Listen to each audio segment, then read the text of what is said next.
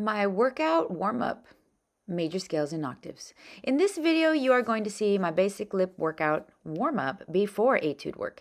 In this workout session, I am playing through my major scales and then doing octaves. In the next video, I'll change things up a little by doing my scales and then lip slurs. Okay. Quick warm-up. I just think I should mention that when I play my scales, I do them by memory. And my strategy for playing scales is I visualize the piano keyboard. I'll have a video in the future where I'll show the scale on the piano as I'm playing it on my horn. I'm a visual learner, so the piano lessons that I took as a child really helped me as I began studying music theory in college.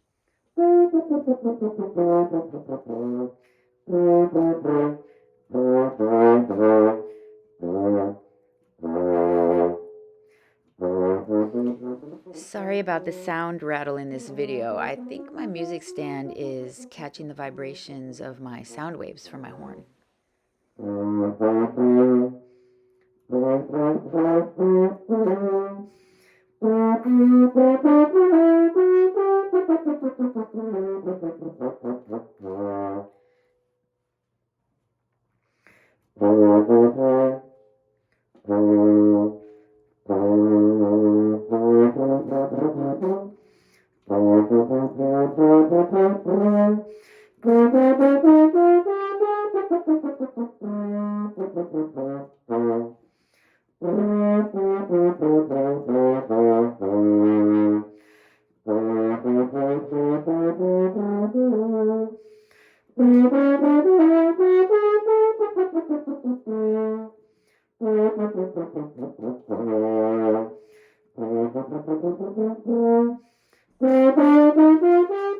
Scales play a very important role in establishing your center of sound, your center of pitch. People sometimes ask me, how can you play in tune? Or how do you sing in tune? It's because I have practiced scales my whole life. If you have any piano background and you have played scales, your center of pitch will be better than other people because you have a center of pitch, a center of sound.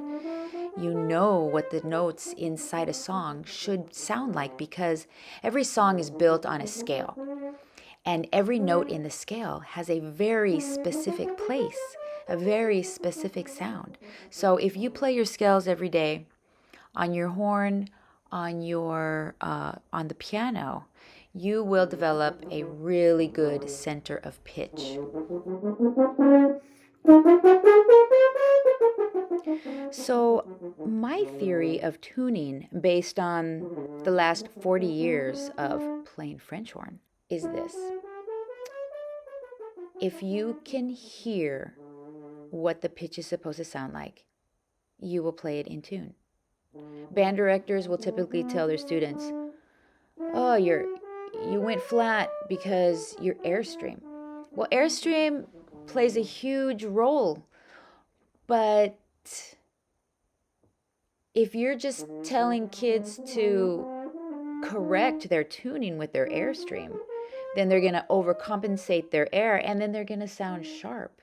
You really have to be able to hear what that note in the scale is supposed to sound like, and then you match it because you let your ear bring you to the sound and your air will just do what it needs to do when you hear it. That's why sometimes when you hear people singing, you can hear their voices like sliding up and down. They're trying to find the note. That means that they're listening, and they're listening and they're trying. They just have to practice their scales more so that they can nail the pitches, so that they don't have to slide. Sliding up and down to reach the note is a good practice technique. But again, it should just be happening in practice time, because in practice, this is where you are woodshedding. You are working on your muscle memory. You are drilling, you are doing something over and over and over so that your muscle memory just kicks in performance time. Students get frustrated when they can't do something the first time, but that is totally unrealistic. Practice is drilling and drilling and repeating and repeating. Practice is not supposed to be perfect. Practice is where you are woodshedding. When you are learning an instrument and you want to master the instrument, we just need to be realistic. And something to keep in mind is it's almost impossible to have a perfect performance. Right now in the digital age, we hear recordings that are perfect. Okay? Those recordings have been engineered to be perfect. The reality is that humans are not perfect, and we've got to leave a margin of error for each other.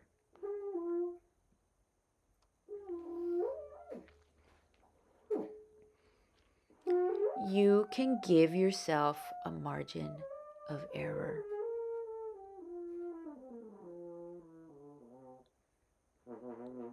Don't get upset when you're having trouble. Just keep trying. Okay. Octave, gliss. Maybe I'll start on the C. Okay. On F side of the horn.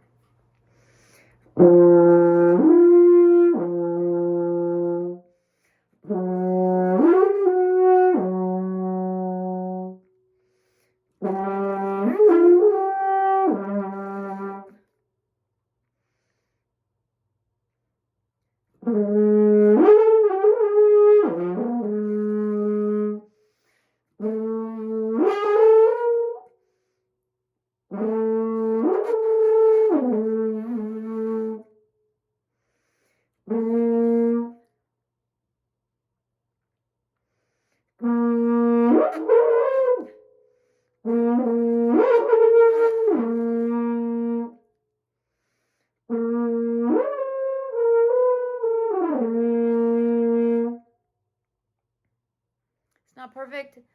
What I'm attempting to accomplish is very little pressure, keeping the corner seal, keeping my lower lip in.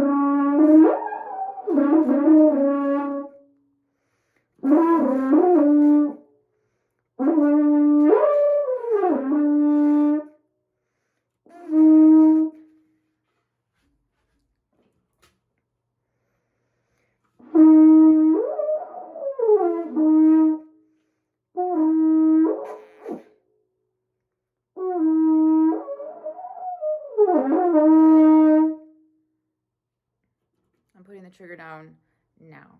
Be natural.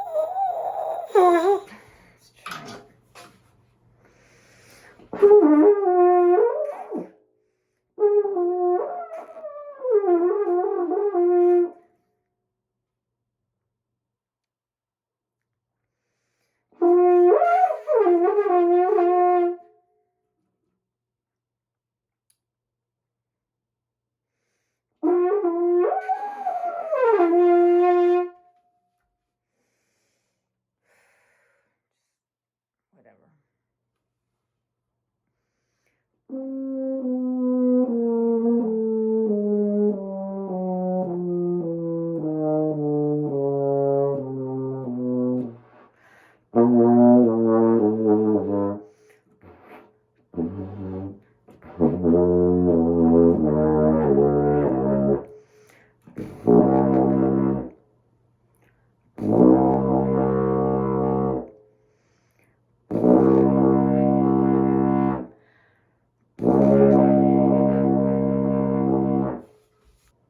Let's play through an etude.